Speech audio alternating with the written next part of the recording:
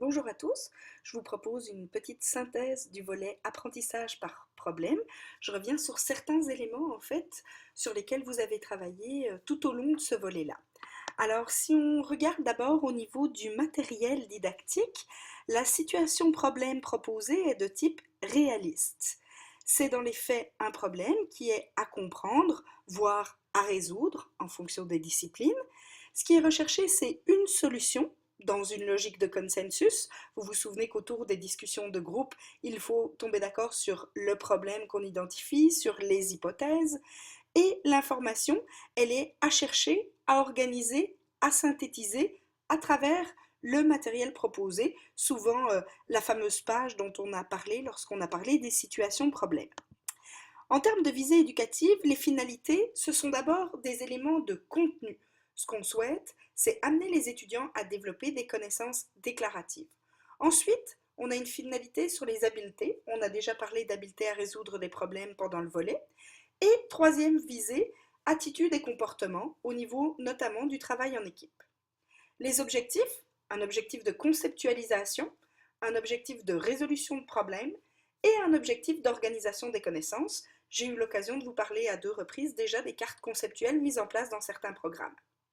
Les moyens qui vont être utilisés, l'élaboration d'hypothèses, vous vous souvenez, c'est ce qui se fait dans la rencontre 1, la recherche d'informations, investie par l'espace de travail individuel entre les 2 rencontres, et le temps de synthèse, qui va lui faire partie de la rencontre numéro 2 en apprentissage par problème. Au niveau de la gestion pédagogique, 2 rencontres, l'aller et le retour, c'est assez bien statutaire, je dirais, au niveau de la méthode. En termes de rapport au savoir, on va plutôt parler d'une importance axée sur les connaissances antérieures.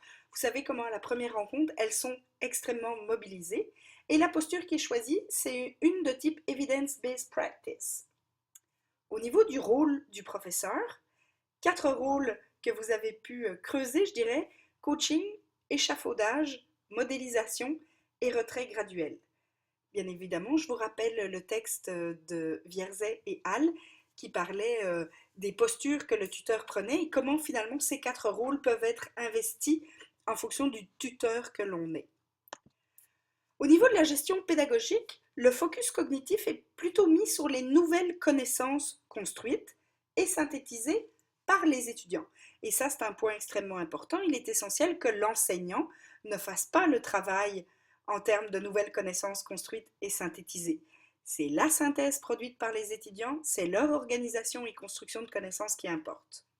En termes de focus métacognitif, il y a un développement de stratégies pour faciliter l'apprentissage. Je vous rappelle que l'apprentissage par problème est beaucoup utilisé au premier cycle.